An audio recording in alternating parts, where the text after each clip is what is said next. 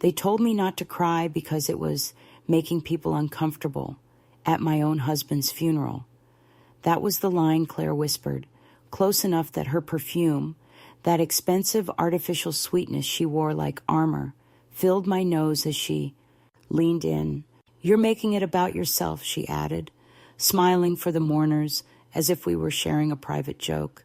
I remember blinking at her, unable to speak, my throat tight with disbelief and exhaustion, my hand still holding the wilted white rose I had brought to place on his coffin.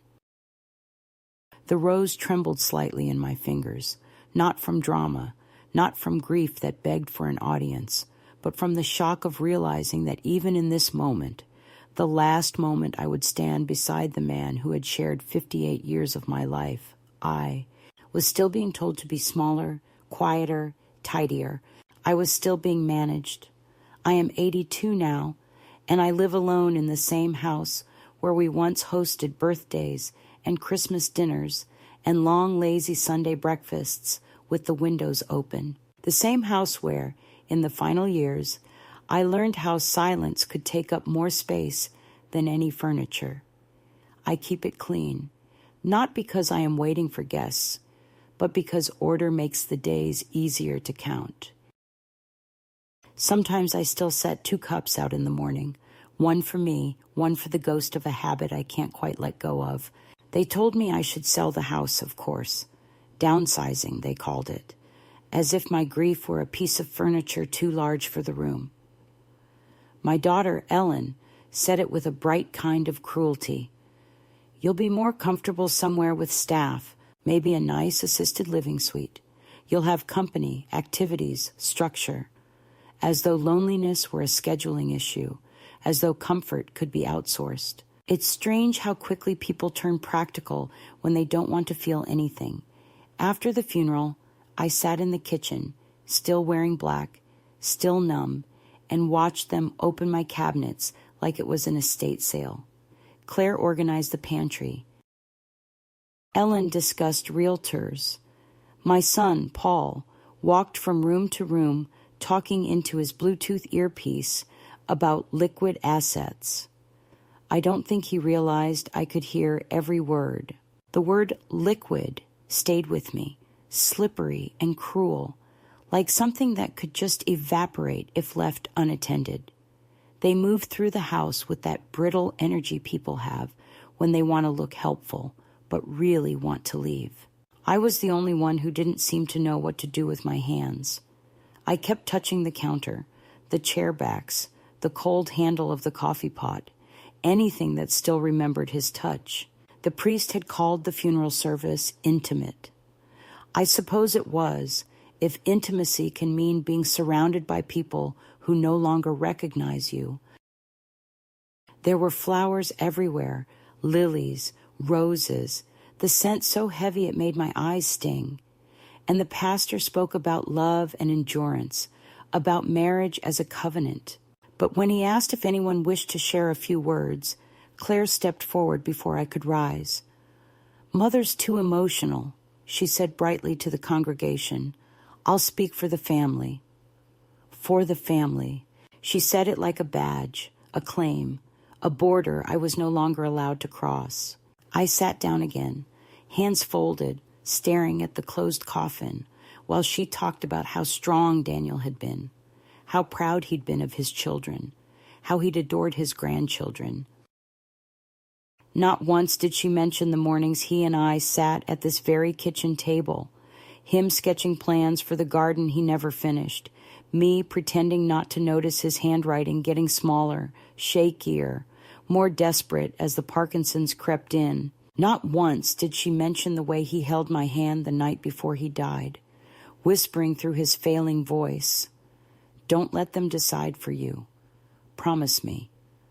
I promised, but I didn't yet know what that would mean. At the cemetery, when the men lowered his casket, I felt the world go still. Even the birds seemed to pause. I took one step forward, clutching my rose, ready to lay it on the lid, but Claire's manicured hand caught my wrist. "Wait until after the others," she hissed, and then to the gathered mourners, smiling again, Let's give the grandchildren a turn. Her grip was firm. My skin bruised easily these days. The mark lasted a week. When finally they were done, when everyone had had their polite, photogenic moment of mourning, I stepped forward alone. I placed the rose on the coffin. I said nothing. I didn't need to. Silence, I'd learned, can be louder than grief. That's when she said it, that I was making it about myself. And I understood something that had been quietly forming for years. They didn't want my sorrow. They wanted my disappearance. When I came home that afternoon, the house felt different, smaller somehow, as if part of its structure had left with him. His slippers were still by the armchair, his glasses still on the nightstand. I left them there for weeks, the way some people leave a light on in a room they're afraid to enter. Ellen came by once, bringing a casserole and a pamphlet for grief counseling. It might help you process, she said, like grief were an invoice. Paul came twice, both times with folders and polite concern. We should start sorting things, he said. Dad would want us to handle the paperwork quickly. I didn't argue. I just nodded, let them believe I was compliant. It's easier to disarm predators when you play the prey. In the evenings, I would pour a small glass of sherry, sit at the dining table, and talk to him as if he were still here. It wasn't madness, not really. It was memory rehearsing itself, trying to stay fluent. Sometimes I'd tell him what they said about me, how they spoke in that tone people use for children and the very old. Sometimes I'd just sit in silence, tracing the grain of the wood under my fingertips. He had built this table himself the year Paul was born, out of oak he'd salvaged from a friend's barn. There are still tiny nail marks near the edges where he'd mismeasured. Every imperfection in this house has his name in it. That's why I never could bring myself to leave. Not for them, not for convenience, not for anything. I think about the early days often. Not the romance, not the big gestures, but the small, ordinary kindnesses that built the foundation of a life. The way he'd bring me coffee before I woke. The way he'd hum tunelessly when repairing something. The way he'd look at me when I laughed at my own mistakes. And I think about the slow corrosion that happens when people stop seeing you as human and start seeing you as background. It didn't happen all at once. First, it was small corrections. Don't tell that story, Mom. It's embarrassing. Then polite exclusions, then full erasure. It's astonishing how invisibility begins as a kindness. We just didn't want to bother you, they'd say, about holidays I wasn't invited to, decisions made without me, photos I wasn't in. By the time Daniel died, I had already been reduced to a function. They needed my recipes, my signature, my presence for appearances. But love had become a one-way transaction, and I was the only one still paying. So when Claire told me not to cry, it wasn't the cruelty of the words that broke me. It was the familiarity. I had heard versions of it all my life. Don't be dramatic. Don't take it personally. Don't make a scene. But grief is a scene. It's the body remembering that it once shared space with another soul. And to be told to silence, that is to be told you no longer have the right to love out loud. That night, after everyone had left, after the dishes were washed and the condolences texted, I went into our bedroom and sat on his side of the bed. The indent was still there, faint but present. I touched the pillow, and for the first time that day, I cried without apology. No one saw, no one had to. It wasn't a public performance. It was an act of ownership. My tears belonged to me. Outside, the streetlights hummed. Somewhere down the road, a dog barked, insistent and alone. I looked at the photograph on the dresser. Our wedding day, 1964. Him in that awful brown suit he swore looked like Sinatra's. me in a borrowed dress that smelled of mothballs and jasmine, and I whispered to the glass, "They mocked my tears today, but one day they'll understand what it means to lose someone and still be expected to smile."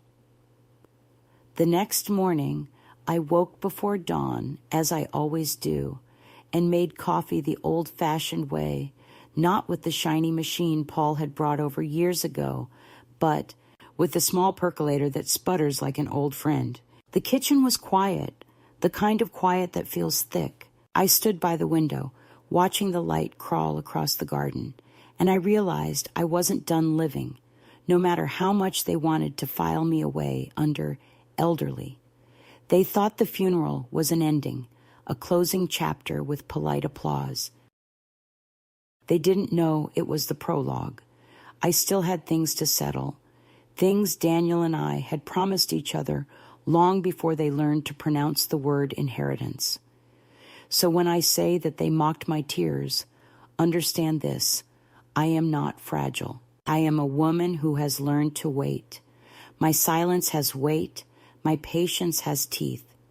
They thought they were burying him, but they were also burying the last version of me that believed their love was unconditional. What comes next, they won't expect. But that's the thing about grief. It clarifies. It burns away everything unnecessary until all that's left is truth. And my truth is simple. I am still here. I am still his wife, and I am no longer theirs to manage. The defining moment came 2 weeks after the funeral, on a gray Monday that smelled like rain and overripe pears. I was sitting at the kitchen table, sorting through condolence cards that all said the same sanitized thing. Time heals. He's in a better place. Stay strong. The envelopes made a neat little stack beside my cup, and I remember thinking that grief is the only debt people feel they can pay with words. The house was too quiet. Even the old clock above the stove seemed hesitant to tick. Then the phone rang. It was Paul, his voice brisk, professional, the voice he used for clients, not for me. "Mom, we're coming by this afternoon," he said. "We have a few things to go over. Claire has a list." He didn't ask if I was free, didn't ask how I was holding up, just informed me like a memo.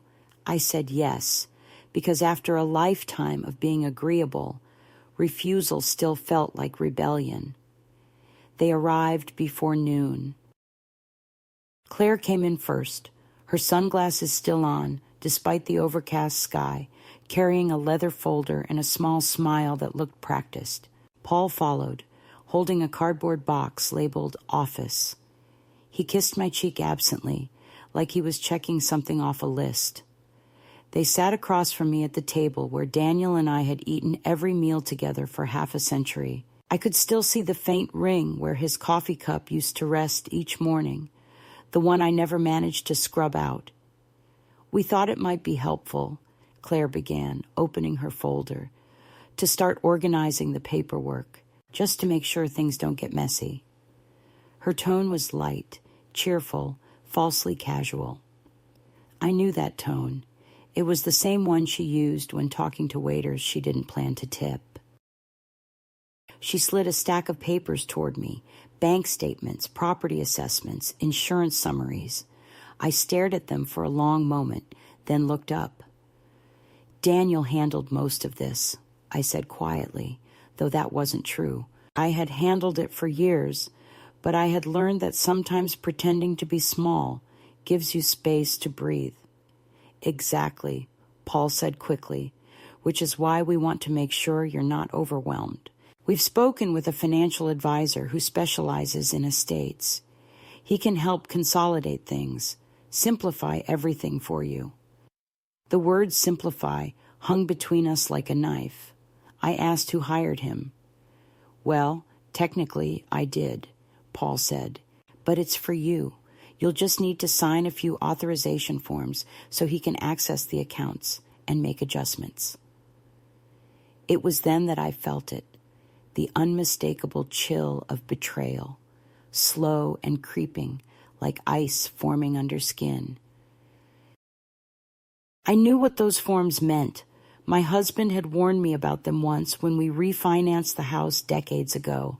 Never sign anything you haven't read twice, he'd said, and never let anyone convince you it's just a formality. Claire smiled brightly, misunderstanding my silence for confusion. Don't worry, Mom, we'll explain everything. It's just technicalities. We'll take care of it. That phrase, we'll take care of it, landed harder than she knew. I had spent my entire adult life taking care of others. Now suddenly, I was the one who needed management, oversight, containment. I reached for the papers slowly, flipping through them as if squinting at the print would help me see their intentions more clearly.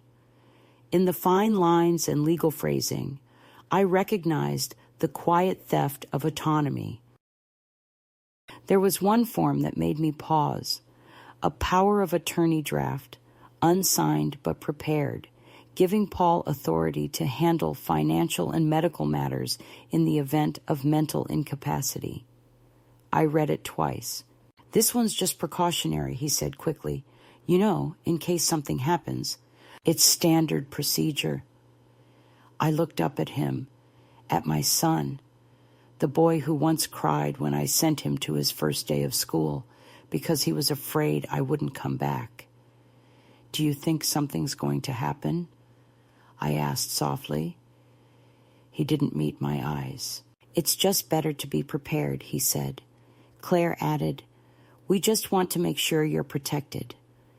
I laughed then, not loudly, but enough that it startled them. Protected from what? I asked. Neither of them answered. When they left, the house felt smaller again, like each visit took another inch from the walls. They said they'd be back next week to check in.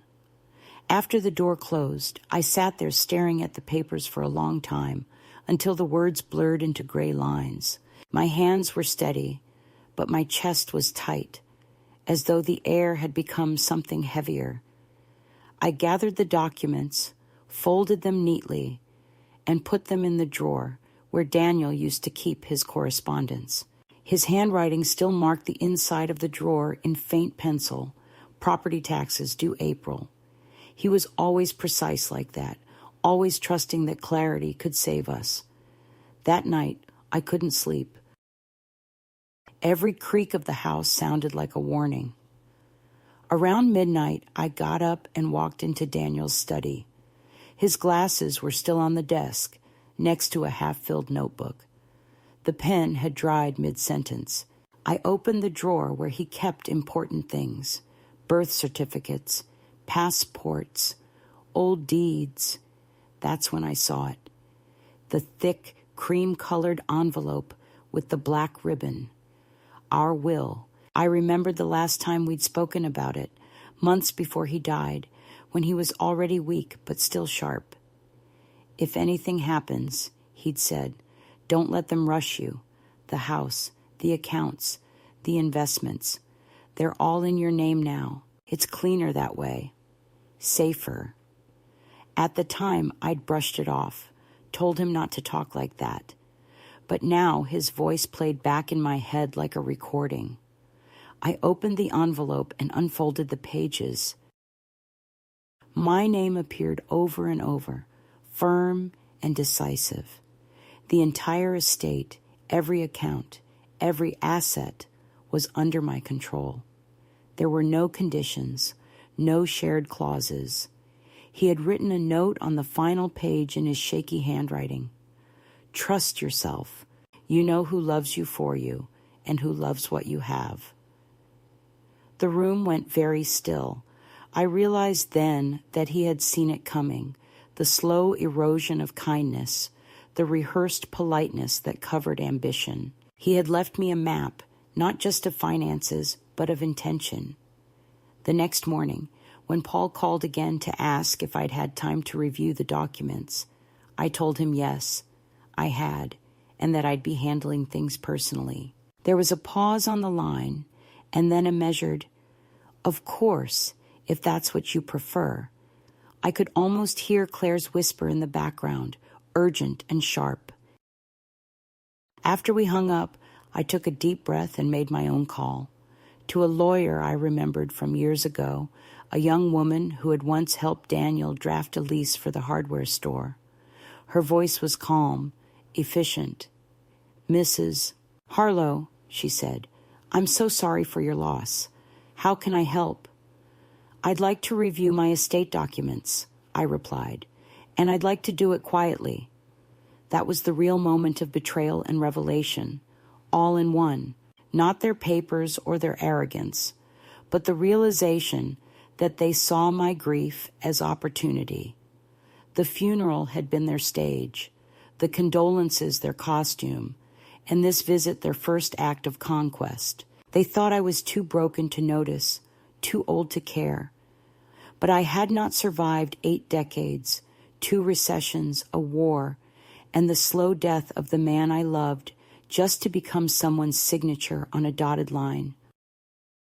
That afternoon, I sat in the garden, the papers gone, the will locked away again. The rain had stopped, and the air smelled of wet soil and something new. I thought about Daniel's note, about trust, about love measured not in words, but in respect.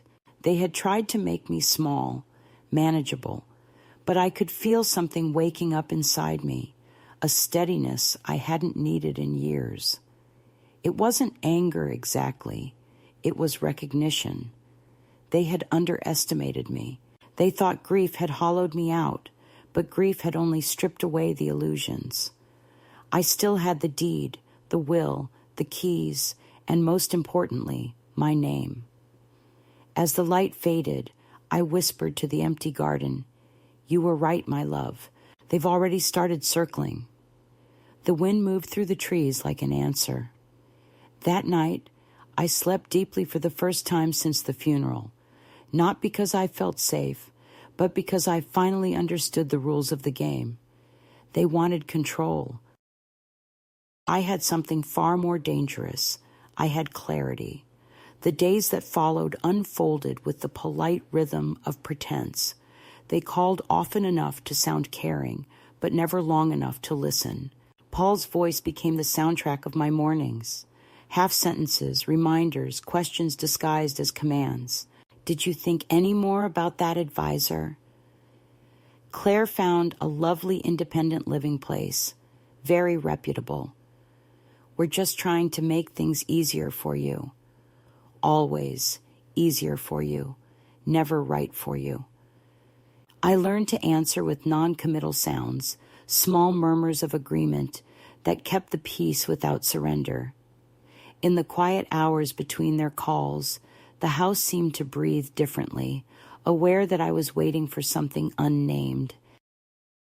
I kept busy, not with chores or social duties, but with the slow, deliberate act of reclaiming space.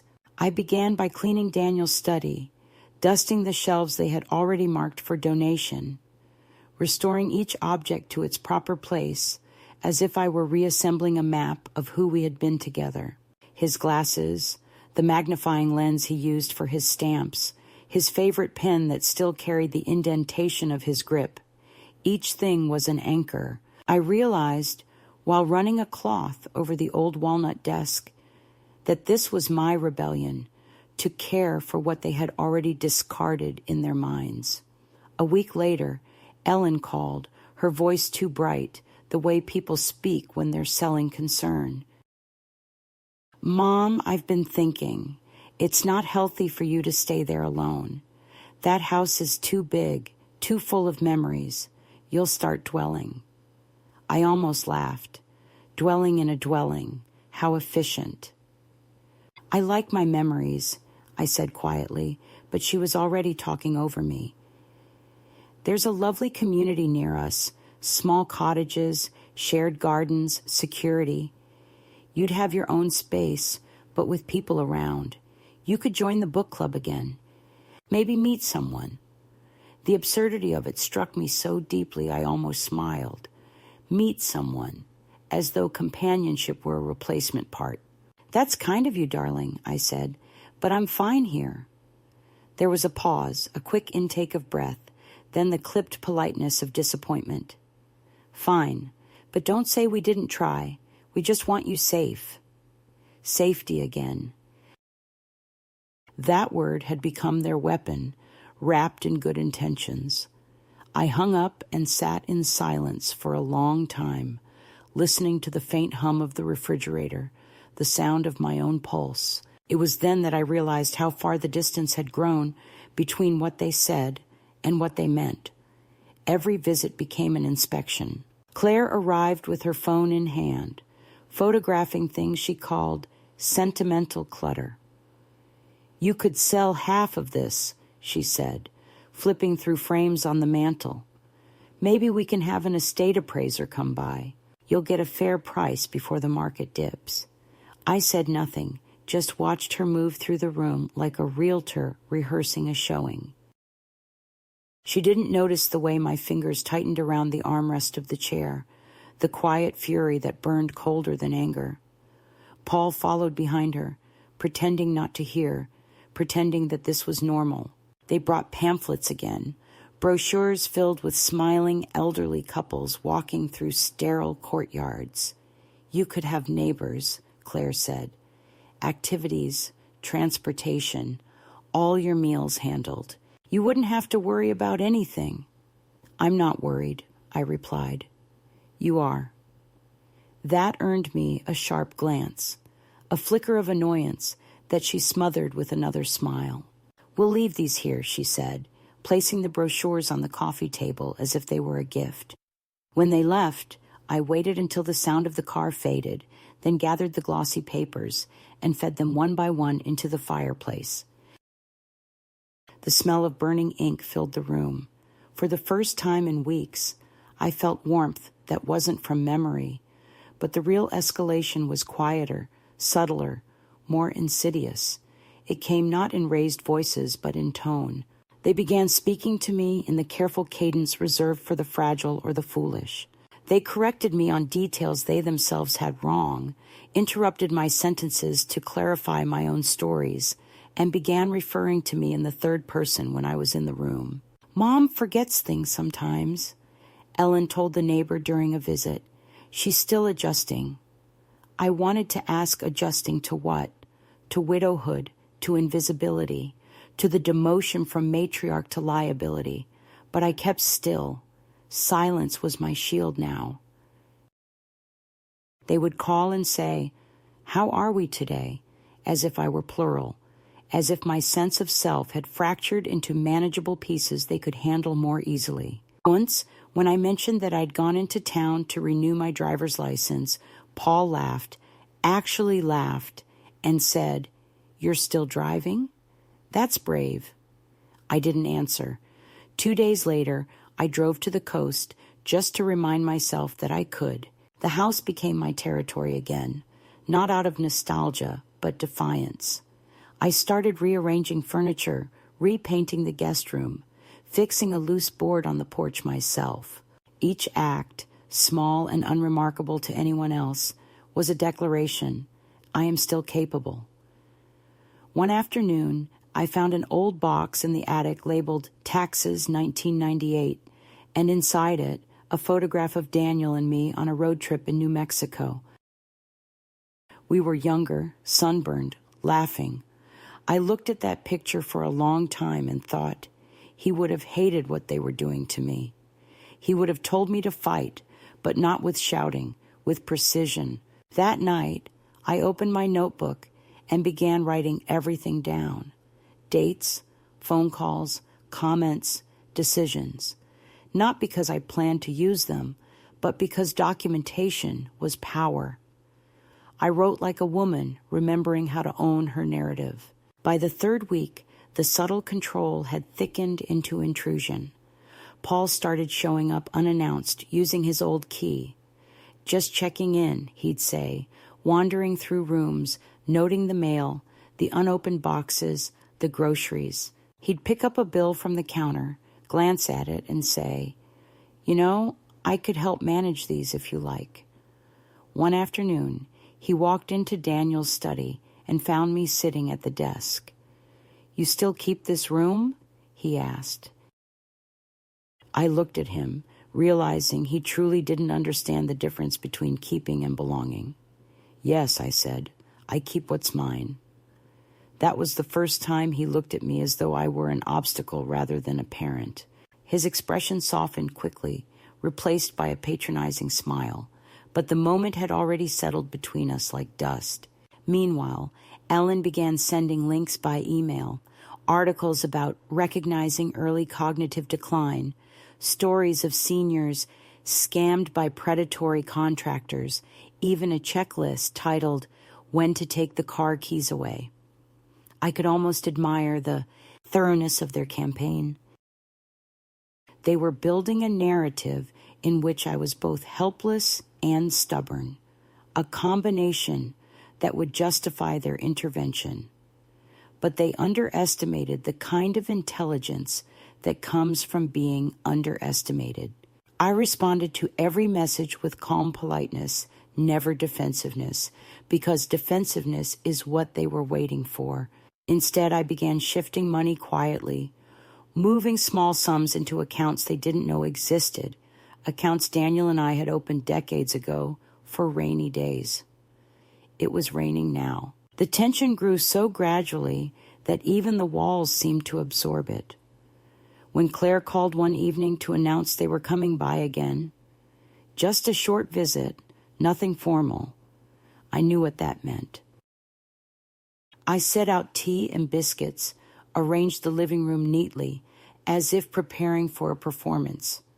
When they arrived, they brought a notary. The explanation was smooth. It's just to update some documents, make sure everything's compliant. I smiled, poured tea, and pretended to fumble for my reading glasses while my heart beat calmly, steadily. The notary, a young man with apologetic eyes, asked for my identification. I handed it to him, met his gaze, and said, "Before I sign anything, I'll need my lawyer present." Claire's smile faltered. "Oh, Mom, that's unnecessary. It's just standard." "Then it can wait." My voice didn't waver. The silence that followed was almost tender in its shock. They left soon after, their polite masks cracking just enough for me to glimpse the panic underneath. That night, I stood by the window watching the rain streak down the glass. The street lights reflected in the puddles like fractured stars. I realized I was no longer afraid. I had crossed some invisible line between victim and witness. The escalation wasn't theirs anymore. It was mine. I had learned to measure their manipulation, to anticipate it, to let it reveal them more than it diminished me. In the days that followed, I went about my life deliberately, shopping, walking, cooking meals for one. To anyone else, I looked like an old woman surviving loneliness. But inside, I was building something sharper, something strategic. Every act of quiet normalcy was camouflage. Every polite smile was armor. They thought I was declining, but I was preparing. Sometimes in the late hours, I would talk to Daniel again, not as before, not through grief, but through resolve. "You'd laugh at this, wouldn't you?" I'd whisper. "Your son trying to manage me like a portfolio." The wind outside would shift, and I'd imagine his voice, amused and weary. "Let them think they're winning. They'll show their hands soon enough." I began to sleep better. The nightmares of the funeral faded, replaced by dreams of walking barefoot in the garden, of Daniel's hand reaching through the soil, strong and steady. In the mornings, I would wake with a clarity that felt almost dangerous. It was early March when I made the decision that would set everything else in motion. I would not confront them. Confrontation only feeds control. I would simply act. I called my lawyer again and scheduled a meeting for the following week. As I hung up, I felt a strange calm, the kind that comes when you realize you've been holding your breath for years. Outside, The magnolia tree Daniel planted decades ago was beginning to bloom. Pale petals drifted down like snow, covering the garden in soft defiance. I opened the window and let the scent fill the room. The air was cool, damp, alive. I whispered into it, not as a plea, but as a promise. They wanted me small. I can be silent, but I will not be small. The morning of the meeting was sharp and wind-bitten, one of those early spring days that can't decide if it wants to thaw or freeze. I woke before dawn, sat on the edge of the bed, and let the stillness settle over me.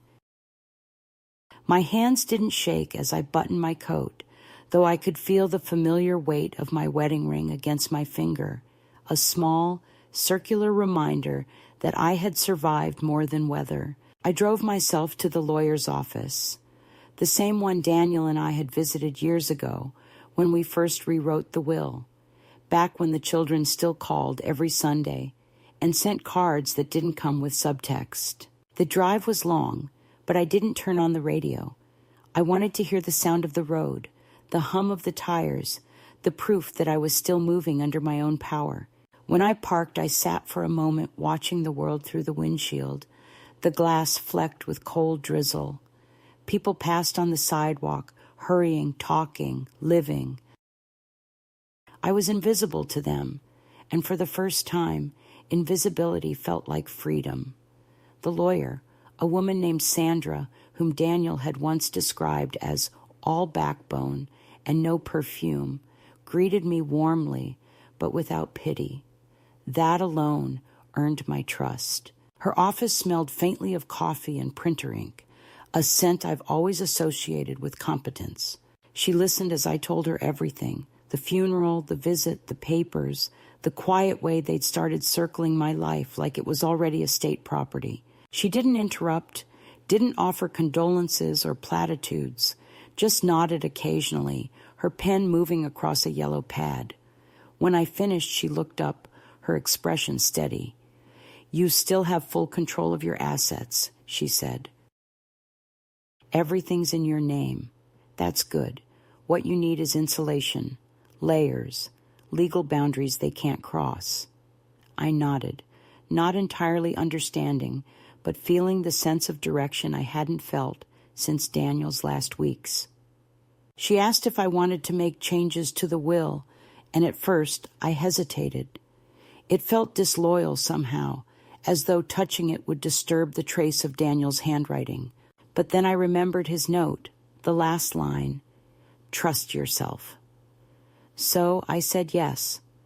Sandra leaned back in her chair, the leather creaking softly. "We can amend the distribution, add a clause protecting against coercion, perhaps a charitable trust?" Her tone was gentle but pragmatic. I surprised myself by laughing, not a cruel laugh, but a quiet one, the kind that comes when you realize you've already crossed a line and survived. "Yes," I said. "Something that rewards decency, not blood." Her eyebrows rose, just slightly, but she nodded. "Understood." For the next 2 hours, we worked through details.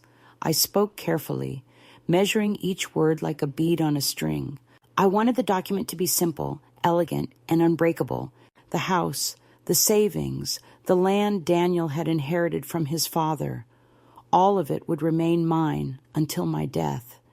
And afterward, it would go not to those who had schemed and patronized, but to a foundation in his name, supporting elderly women with no family support. A portion would go to the local library for literacy programs, another to scholarships for girls studying law. I asked if such things were possible. Sandra smiled faintly. "Not only possible," she said, "but poetic." When it was done, I signed each page deliberately, feeling the weight of the pen in my hand. My name looked different now, stronger somehow. The sound of her stapler closing the final packet was oddly satisfying. I felt a small pulse of something like triumph, though it wasn't joy.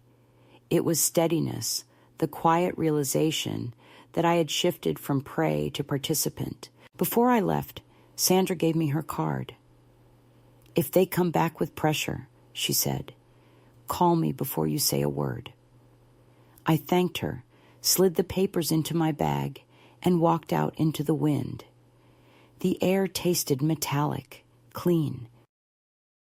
I could almost feel Daniel walking beside me, not as memory, but as resolve. On the drive home, I stopped at a small cafe by the highway, one of those places where everything smells faintly of grease and comfort. I sat near the window and ordered tea. Across from me, a young couple argued softly about something on a phone bill, their hands touching even in frustration. I found myself smiling. I realized that for weeks I had spoken only in defense, in explanations, in the polite rhythm of survival. But here, in the quiet hum of strangers, I could just exist. The waitress, a woman my age with tired eyes and kind hands, asked if I wanted more hot water. I nodded. "You live around here?" she asked, making conversation. "Used to," I said. "I'm just finding my way back." It wasn't a lie. Not exactly.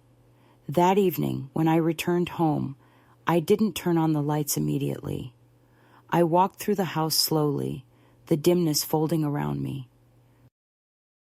The furniture looked different now, not like relics of a shared life, but like pieces of a story I still controlled. In Daniel's study, I placed the new documents in the safe, locking it with the key I wore on a chain under my blouse. Then I opened the window and let the cold air in. It smelled of earth and something electric, like a storm far off. I stood there, breathing it in, and realized that the fear had shifted. It wasn't gone, but it had changed shape.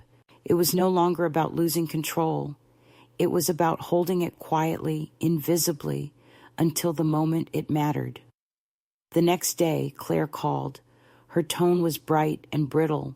"Paul said you met with someone," she began, her words too casual to be accidental. "A lawyer, right? That's great. It's important to have everything in order. We just hope you're not overcomplicating things." I smiled at the phone, though she couldn't see it. "I like complicated," I said. "It keeps people honest." There was a pause, then a soft, nervous laugh. "You're so funny, Mom." She always called me Mom when she wanted something. After we hung up, I poured myself a small glass of sherry, sat by the window, and watched the sky shift from gold to gray. I knew they would come again, with new strategies, new performances of care. But now, every attempt would fall against a wall they didn't know existed. In the following weeks, I began reclaiming small joys. I baked bread again for the first time since Daniel's illness, the smell filling the kitchen like a hymn. I planted tulip bulbs by the fence, knowing I might not live to see them bloom, but planting anyway, because hope doesn't ask for witnesses. I joined a local reading group that met at the library on Thursdays. The women were strangers at first, but they spoke to me like an equal, not a relic. I listened more than I talked, learning the rhythm of their laughter, the cadence of voices unafraid of being heard. It was a strange relief to be ordinary again. No one there knew my last name, my family, or the quiet war that simmered behind polite smiles. One evening, as I walked home from the meeting, I stopped by the park Daniel used to love. The benches were slick with dew, the trees skeletal but determined. I sat for a while, watching the sky deepen into that violet hour where day and night hesitate. I thought about what it means to start again at 82, not with fanfare or reinvention, but with clarity. People think freedom is about youth or movement, but sometimes it's just about having nothing left to prove. I realized I wasn't waiting for their approval anymore. I wasn't waiting for apology or recognition. I had already written my own closure into the legal language of the living. That night, as I locked the front door, I noticed something small but significant. The fear that they might take something from me had transformed into certainty that they couldn't. They could gossip, they could threaten, they could pity, but the structure of my life was now mine alone. I made tea, sat in the living room, and spoke aloud, not to Daniel this time, but to myself. They think I'm fading, I said softly, but what's fading is their control. The house, which had felt so heavy for months, seemed to exhale around me. I leaned back in the chair he built with his own hands and let the truth settle. I had not survived to be quiet. I had survived to be deliberate. And from this point forward, every step I took, no matter how small, would be my own. It started slowly, as most storms do. First with the quiet flicker of unease, then with the unmistakable scent of something burning beneath the polite air of concern. I knew the peace would not last. Families like mine do not surrender their narratives easily. They rewrite them until they can breathe comfortably inside their lies. The first sign came one Wednesday afternoon when I returned from the library to find a white envelope on my doorstep. No postage, no handwriting, just my name printed neatly on a label, like a piece of lost mail. Inside was a single sheet of paper from a local clinic, an appointment confirmation for a cognitive assessment I had never scheduled. The doctor's name was familiar. It was Paul's old college friend, the one who'd become a neurologist and liked to brag about his charitable consultations. The appointment was listed for the following Monday. There was a note at the bottom in Claire's tidy handwriting, just routine, nothing to worry about.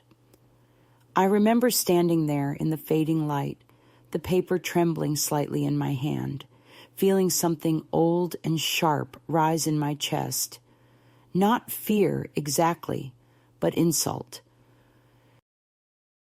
They had decided to pathologize me, to turn my refusal into illness. The next morning, Paul called. His voice carried that strained warmth that always precedes manipulation. "Mom, did you get the letter? It's just a precaution, okay? You've been through a lot. Stress can affect memory. Claire's just being proactive."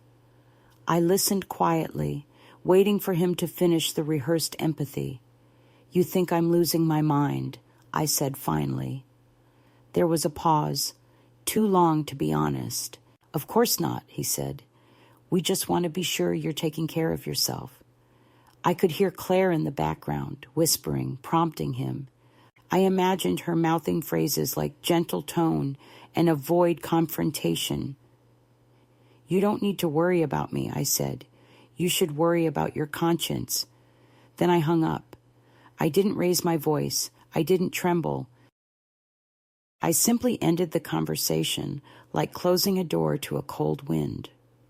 The following days grew heavy with invisible tension. I began noticing unfamiliar cars parked at the end of my street, always empty, but lingering too long. The mailman started bringing official-looking envelopes from insurance companies and legal offices I didn't recognize. Each letter was another thread in the web they were spinning, one that painted me as unstable, vulnerable, in need of protection. I understood the strategy.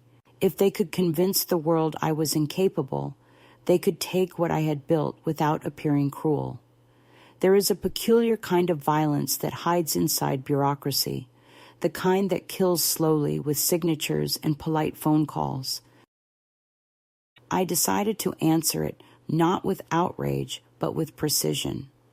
I began keeping a journal, not for posterity, but as evidence. Every call, every letter, every visit, I recorded in tidy cursive. I saved voicemails, printed emails, dated and labeled them. I was building a record of quiet resistance, one that no one could erase. When I met Sandra again that month, I handed her a folder filled with my documentation. She flipped through the pages, her eyes narrowing slightly. They're escalating, she said. This is coercion, maybe even fraud if they're trying to fabricate incompetence. I nodded. What happens if they try to force a medical evaluation? She leaned back, considering. Then we preempt it. We'll have your physician, someone neutral, certified, conduct a full assessment before they can act. Once it's on record that you're of sound mind, they lose their leverage. I looked at her for a long time. This woman young enough to be my granddaughter, but speaking with the same firm composure Daniel once had. Do it, I said. Let them find out what sound really sounds like. The assessment took place a week later in a small, sunlit office. The doctor, a soft-spoken woman with gray streaks in her hair, asked questions designed to measure memory and reasoning. I answered them all slowly but clearly, my voice even, my thoughts deliberate. At the end, she smiled. You're sharper than most people half your age, she said. I smiled back. That's because no one's tried to take my house yet. When the official report came in, Sandra filed it with a legal notice. Any future allegations of incompetence will be considered defamatory and subject to civil action. It was printed on her firm's letterhead, mailed directly to Paul and Claire. I imagine them opening it at their kitchen table, their expressions tightening, their performance of concern cracking just enough to show the fear beneath. I didn't need to see it to know, but they weren't finished. A few days later, Ellen arrived unannounced, her car pulling into the driveway with that anxious precision of someone coming to deliver bad news disguised as help. She brought flowers, a bouquet so large it looked absurd in her small arms. You look tired, she said as soon as I opened the door. You should rest more. Have you been eating properly? I invited her in because I wanted to see how far she would go. She fussed with the curtains, straightened the magazines, rearranged the fruit bowl like an interior decorator of moral superiority. Then she sighed, theatrical and deep. We're worried, Mom. You've been isolating yourself. People are talking. I almost asked, which people, but decided not to give her the satisfaction of naming imaginary witnesses. You used to be so social, she continued. Now you barely call. It's not healthy. I set down my teacup carefully. You mean it's not convenient, I said. She blinked, feigning confusion. For who? For the version of me you want to control. Her face hardened just slightly before she recovered. You're misinterpreting. We just want what's best for you. I smiled. So do I. After she left, I found another letter in the mailbox. This one addressed not to me, but to the concerned relatives of Martha Harlow. It was from a local advocacy group offering assistance with guardianship transitions. I stood in the driveway reading it, the sun sinking behind the roof, the paper glowing faintly in the orange light. They were moving faster now, closing ranks. I could almost admire the efficiency of their betrayal. That night, I called Sandra again. They're trying to corner me, I said. Then we changed the shape of the room, she replied. She drafted another document, an addendum to the will stating that any individual who initiated or participated in attempts to challenge my competency would be permanently disinherited. It's harsh, she warned. No, I said. It's honest. The next week brought a new performance. Paul invited me to dinner, the first in months, at a restaurant that served food too delicate to taste. I almost refused, but curiosity won. When I arrived, he was already seated, his tie loosened, his eyes darting nervously. Claire wasn't there. I wanted to talk alone, he said, signaling the waiter for wine. The first few minutes were filled with small talk, weather, traffic, a new investment he was considering. I waited. Finally, he leaned forward. "Mom, can we just be honest? This whole thing, it's getting out of hand. You've been avoiding us, hiring lawyers, making changes without telling anyone. It's not healthy." I met his gaze steadily. "You mean it's not controllable?" He sighed, rubbing his forehead. "We're family. There shouldn't be secrets." "There aren't," I said. "There's privacy, and then there's intrusion. You've mistaken one for the other." The waiter appeared, setting down our meals, and for a while neither of us spoke. When he finally looked up, his eyes were wet, though I couldn't tell if it was guilt or frustration. "You've changed," he said quietly. "No," I said. "You just started seeing me clearly." After that dinner, there was silence. No calls, no visits, no letters for nearly 3 weeks. I used that time like a gift. I went walking every morning, long loops through the park where Daniel used to feed the ducks. I spoke with neighbors, joined them for coffee, began living visibly again so there would be witnesses to my clarity. It was not paranoia, it was strategy. I learned that power doesn't come from shouting louder. It comes from being the one who writes the minutes of the meeting.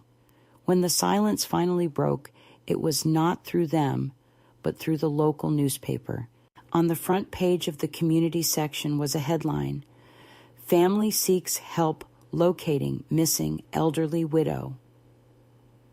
My photograph, a candid from years ago, holding a pie dish and smiling politely, stared back at me. The article quoted Paul, "We're heartbroken. She's been distant since Dad passed. We just want her safe." Claire's words followed, "She's fragile. She needs medical care." I read it twice, feeling the mix of rage and disbelief settle into something colder. Missing, fragile, vulnerable. They had built a public version of me as a ghost, a woman too frail to defend herself. I cut out the article, folded it neatly, and placed it in my journal. Then I laughed, a deep, unrestrained laugh that startled even me. I didn't confront them. That would have been too simple, too expected. Instead, I called the same journalist who wrote the piece. Her name was Carla, and she sounded young, eager, perhaps inexperienced enough to still believe in truth. I told her calmly that the woman in the article was not missing, but quite busy and quite lucid. When she hesitated, unsure if this was a prank, I invited her to visit. "Bring your recorder," I said. "You can decide for yourself whether I need rescuing." She came 2 days later, notebook in hand, eyes wide as she stepped into the house she had expected to find in disarray. We talked for 2 hours. I told her about the funeral, the papers, the appointments, the slow suffocation behind polite intentions. I showed her the documents, the medical report, the letters. She listened without interrupting. When she left, she said softly, "They told me you were confused." I smiled. They always do. A week later, a new article appeared. "Elderly widow speaks. I'm not missing. They just stopped listening." It wasn't perfect, but it was enough. The silence that followed was deafening.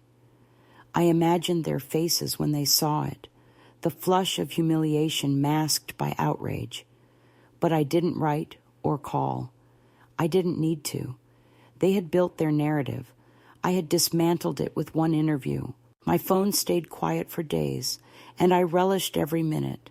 Then one evening, as I watered the plants by the window, a car pulled into the driveway. Claire stepped out alone, her movements stiff, rehearsed. She didn't knock immediately, stood instead by the car, gathering herself. When she finally did, her smile was a brittle curve. "May I come in?" she asked. I studied her for a moment, then stepped aside. She sat in the same chair Daniel had always preferred, her posture immaculate.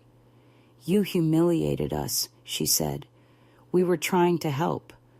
"You were trying to erase," I replied. Her composure flickered, but she pressed on. "Paul's furious. You've made it impossible for us to fix things. The neighbors are gossiping." "Then let them," I said. "At least they'll be talking about something true." She stared at me, perhaps realizing for the first time that the woman before her was not the pliant, apologetic mother-in-law she had crafted in her mind. I watched her reach for her purse, her voice dropping. "You've changed the will, haven't you?" I didn't answer. "That's cruel," she said finally, almost whispering. "Cruel?" I repeated. Cruel is asking a grieving woman to sign away her name. Cruel is calling her confused because she remembers every betrayal in perfect detail. She stood then, her face tight, her eyes glistening. "You'll regret this," she said. I almost smiled. "No," I replied. "You will." When she left, the night air rushed in through the open door, cold and clean. I closed it gently, locked it, and stood there for a long time, breathing. The house felt alive again, pulsing with something fierce and unyielding. I had expected to feel fear, maybe guilt, but instead I felt a calm so profound it bordered on peace. They had made their move, and I had made mine. The difference was that theirs was born of greed, and mine of memory. I poured a glass of water, sat by the window, and looked out into the dark garden. Somewhere beyond the hedge, the magnolias were blooming again. I thought of Daniel and whispered, almost to the air itself. They thought they were writing the ending, but all they did was turn the page. The letter that would change everything arrived on a Thursday morning, slipped through the mail slot like any other envelope. There was nothing dramatic about it, no stamp of urgency, no seal of threat, just a plain manila envelope with my name written in a hurried masculine hand I recognized immediately as Paul's. I placed it on the kitchen table beside my cup of tea and stared at it for a long time before opening it, as though I could absorb its contents through intuition alone. When I finally tore the flap, the first page made my breath catch. It was a formal petition, drafted by their lawyer, requesting a legal review of my mental competence, supported by concerned family members. It was signed by Paul and Ellen both, though the handwriting betrayed which of them had trembled.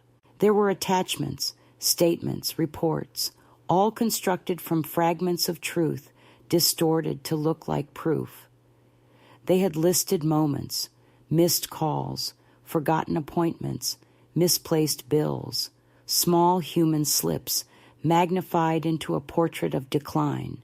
At the bottom, a date and time were stamped for the court hearing. They were not trying to talk anymore. They were coming for me officially. I sat there for a long time, the papers spread across the table like open wounds. The house was utterly silent except for the slow, rhythmic ticking of the clock above the stove. It reminded me of Daniel's pulse in the final months, weak, stubborn, refusing to surrender. I touched the edge of one page, then folded it back neatly, as though tidiness could contain the violence of what I had just read.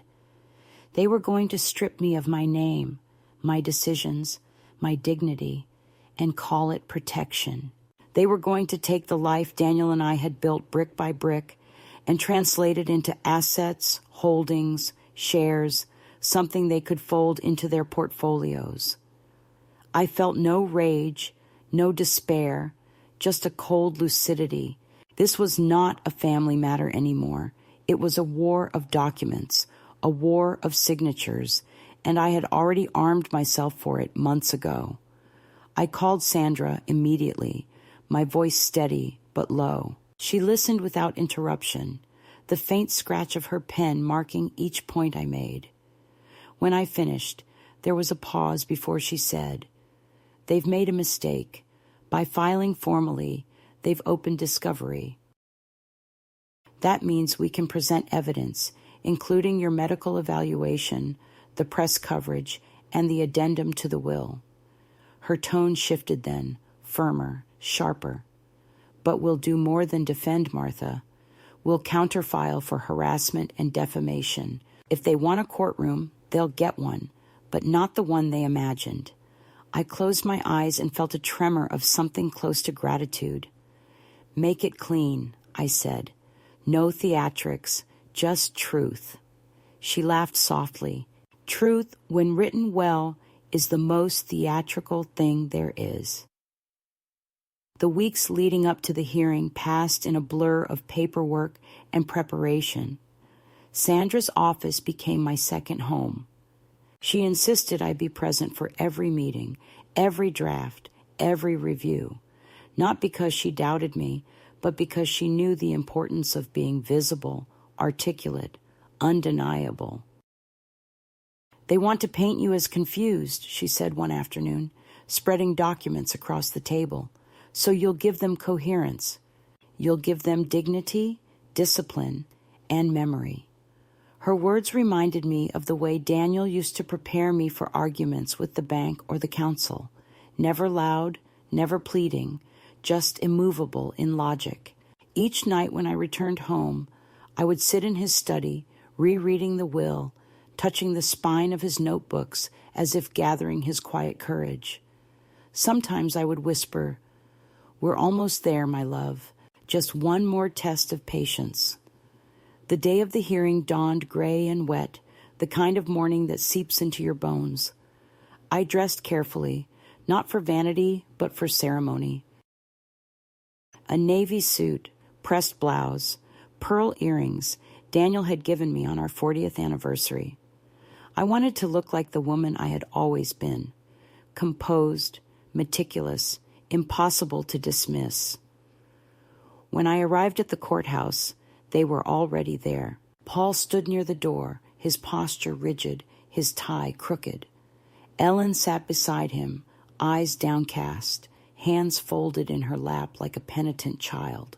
Claire, predictably, was dressed for television, bright scarf, controlled expression, the perfect image of a caring daughter-in-law. When they saw me, I saw the flicker of surprise pass between them. They had expected frailty. They had not prepared for composure. Inside the courtroom, the air smelled faintly of paper and disinfectant. The judge, a woman in her 50s with a face both kind and tired, glanced at me briefly before addressing the attorneys. The proceedings began. Their lawyer spoke first, painting a picture of a widow, disoriented by grief, of inconsistent behavior, of increasing isolation, and potential self-neglect. His words were careful, rehearsed, each sentence designed to sound sympathetic rather than greedy. When he mentioned the will, his tone dipped into something close to righteousness. "Our clients are simply concerned that recent changes may not have been made with full clarity of mind." Sandra rose then, calm as water, her papers arranged in perfect symmetry. "Your Honor," she began, "concern is a noble thing, but concern, when twisted by self-interest, becomes coercion. My client's children are not here because she is unwell. They are here because she is independent." She handed the judge the folder containing my medical assessment, the article from the newspaper, and a letter from my physician. "These documents demonstrate not only competence, but strength. What you are witnessing is not confusion. It is resistance." Her words hung in the air like a bell. Paul shifted uncomfortably. Claire's hand tightened around his arm. I watched them, unblinking. Then the judge turned to me. "Mrs. Harlow, would you like to speak?" My heart thudded once, hard, but my voice was steady when I stood. "Yes, Your Honor." I looked at my children. not with hatred, but with something far heavier, the weight of recognition. I have spent 82 years building a life that taught me the difference between kindness and control. When my husband died, I lost a partner, not a guardian. Since then, I have been called fragile, confused, incapable, all by people who stand to gain from my silence. But I assure you, silence is not my weakness. It has been my strategy. I paused, letting the words find their place. If they truly cared about my well-being, they would have come to grieve with me, not to audit me. They would have brought conversation, not contracts. What they call concern, I call containment. And I will not be contained. The judge said nothing for a long moment. The room was utterly still, the only sound the soft hum of the fluorescent lights. Finally she spoke, her voice low but clear. "Mrs. Harlow, your statement is noted. The court finds no grounds to question your competence. Furthermore, the behavior described in your documentation suggests a pattern of harassment under the guise of care." She turned to my children's lawyer. "I would advise your clients to reconsider their approach before the court considers sanctions." Sandra exhaled softly beside me. The sound was almost imperceptible, but I felt it like a tide receding. When it was over, I didn't look at them again. I gathered my papers, thanked the judge, and walked out into the rain. The steps outside the courthouse were slick, but I moved slowly, deliberately, my hand grazing the railing for balance. Behind me, I could hear the muffled rise of their voices, angry, wounded, self-justifying. I didn't turn around. The rain soaked through my coat, cold and cleansing. For the first time in months, my body felt entirely my own, no longer the subject of scrutiny, no longer the battlefield of familial greed. Sandra caught up to me at the bottom of the steps, her umbrella wide enough for both of us. "You were extraordinary," she said quietly. I smiled. I was necessary. She laughed softly, that tired kind of laugh shared between women who have both fought too long and too hard to ever find the gesture amusing again. We stood there for a moment, watching the cars splash past, the gray afternoon folding itself around the courthouse. I thought of Daniel, of the promise I had made to him that night in the hospital. "Don't let them decide for you." I whispered it again under my breath, not as memory now, but as victory. When I returned home, the house greeted me with silence, but it was a different kind of silence, clean, earned. I hung my coat, made tea, and sat by the window, watching the rain turn the garden soil dark and rich. On the table lay the papers from the court, stamped and sealed, proof that my name still belonged to me. I thought of the rose I had dropped at Daniel's coffin months ago, the one that trembled in my hand. I remembered Claire's voice telling me not to cry, not to make it about myself. How strange, I thought, that it had taken all this time to understand that it was, in fact, always about myself. Not in the selfish way they meant, but in the survival sense. To cry, to speak, to act, to claim. These were the verbs of selfhood they had tried to edit out of my story. Now I had written them back in ink no one could erase. I poured another cup, the steam curling toward the window pane, and whispered, "We did it, my love." The rain had begun to lighten, turning to a soft mist that blurred the edges of the world. In the garden, the first magnolia blossoms had opened overnight, pale and luminous against the dark branches. I watched them sway gently in the wind, their quiet resilience a language I finally understood. I wasn't waiting for an apology anymore. I wasn't waiting for reconciliation or recognition. What I had gained was far greater than forgiveness. I had gained myself back. In the weeks after the hearing, the world seemed to slow down, as if time itself had exhaled. The phone stopped ringing. The mail grew thinner. The silence that once felt like exile now arrived as grace. I began to live again in the small, deliberate rhythms that used to mark my days long before grief or conflict rewrote them. I woke early, opened the curtains, let the light in even when it was gray. The house no longer felt like a fortress. It felt like a companion. I spoke less to ghosts and more to the present, the way the wind caught the curtains, the smell of bread baking, the gentle ache in my knees when I knelt to tend the garden. There was no grand transformation, no cinematic joy, just a quiet recalibration of being alive on my own terms. I realized that peace is not the absence of pain, but the absence of explanation. I no longer needed to justify my choices, not to my children, not to the neighbors, not even to the echo of my younger self, who still believed love should make sense. Paul called once, maybe out of habit or guilt, I could not tell which. His voice was thin, careful. He said they were moving, that he'd been offered a position in another city. I congratulated him. We both pretended to mean it. He didn't apologize, and I didn't ask him to. There was nothing left between us that required language.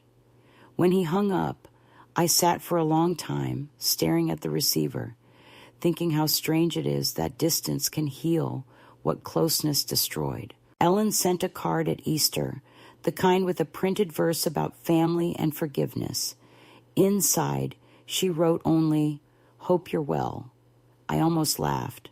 Hope, like forgiveness, had become a polite synonym for forgetting.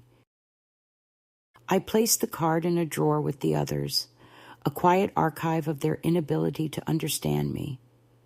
But there was no bitterness left in the gesture, only a faint tenderness for their blindness. They had chosen their comfort over truth, and I had chosen truth over belonging. It seemed at last a fair exchange. Spring settled in completely. The magnolias outside the window bloomed, and I spent afternoons sitting in the garden, reading, or simply listening to the hum of bees, the distant shouts of children riding bicycles along the street. Sometimes I would see the neighbor, a widower named Harold, trimming his hedges with the diligence of someone who has learned that care can still be a form of prayer. We began talking, slowly at first, about the weather, about his tomatoes, about the stubbornness of aging knees. It wasn't friendship exactly, more like the recognition of another survivor. He never asked about my family, and I never asked about his. Our silence on those subjects felt like mutual respect, a small pact between two people who had already endured too much explanation in their lives. Once, when he brought over a jar of homemade jam, he said, "You seem lighter lately." I smiled. "I stopped trying to prove I was right," I said. He nodded, as if that were a kind of wisdom he already knew by heart. Inside the house, I began to rearrange things again, not as defiance, but as renewal. I took down the heavy drapes Daniel had insisted on to keep the sunlight off the furniture and replaced them with linen ones that breathed. I moved the armchair to face the window instead of the television. I donated boxes of clothes, not because I was erasing him, but because I wanted air to move through the rooms again.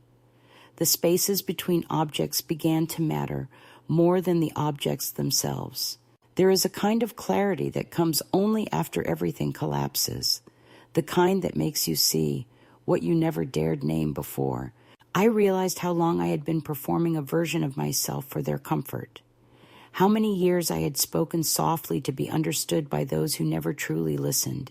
The court, the confrontation, the humiliation, it had all burned through the last remnants of that performance. What remained was smaller, simpler, and infinitely stronger. One evening, I sat at the table with a cup of tea and opened a letter I had been drafting for weeks. It wasn't to my children, but to a woman named Ruth, an old friend from the library where I once worked decades ago. We hadn't spoken in years, though I still remembered her laugh and the way she used to say that aging was a secret rebellion against irrelevance. I told her everything, not the legal details, but the emotional truth. How betrayal can arrive wearing a familiar face. How silence, once a punishment, can become sanctuary. How survival sometimes means giving up the illusion that reconciliation is necessary for peace. I ended the letter with a line that surprised even me. I used to think they broke me, but they only cracked the shell that kept me polite. I sealed it, addressed it, and placed it on the counter to send the next morning. As summer approached, the garden grew wild in a way Daniel would have disapproved of, but I found beautiful. The roses tangled with the ivy, the herbs sprawled beyond their planters. There was something alive in the disorder, something that mirrored the quiet chaos of freedom. I began inviting a few women from the reading group to join me on Thursdays.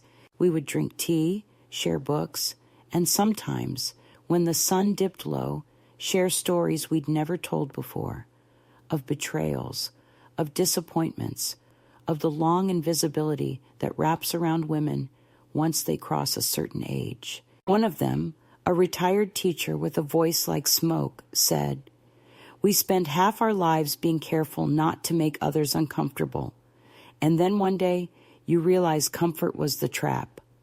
We laughed, not bitterly, but with recognition. It felt like prayer disguised as conversation.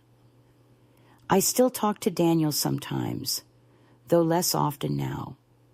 The conversations have changed. I no longer ask what he would do. I tell him what I've done. I tell him about the letter, about the article, about the way the magnolias finally took hold this year. I tell him about Harold's jam and the laughter that now fills the garden on Thursdays. I tell him that I kept his promise to live on my own terms, without apology. Sometimes in the twilight, I imagine his answer carried by the wind through the open window. "Good. You are always stronger than you thought." And I whisper back, "Yes, but it took losing everything for me to believe it." On the first anniversary of his death, I went to the cemetery alone. I didn't bring flowers. I brought the key to the safe, the small brass one I had worn around my neck for months. I placed it on the headstone, the metal glinting faintly in the sun. "We're even now," I said softly. "You protected me while you could. Now I've learned to protect myself." I didn't cry. Grief had long since transformed into something quieter, like gratitude disguised as exhaustion. As I turned to leave, a breeze moved through the trees, scattering petals across the path. I took it as his way of saying goodbye again, or perhaps hello in another language. When I came home, I wrote one last note and pinned it to the corkboard near the kitchen, where I used to keep grocery lists and reminders. It said simply, "If they ever come back, offer them tea, but never the truth." I smiled as I read it over. It wasn't bitterness. It was a line of defense carved from humor, the kind of wisdom that only comes after surviving the arrogance of love. Then I stepped outside, into the garden that had once been Daniel's and was now wholly mine. The evening air was warm, humming with crickets. The sky blushed with the slow dignity of dusk. I looked around at the small world I had reclaimed and thought, not without awe, that peace was not something given, it was something declared. And that declaration, once made, could never be revoked.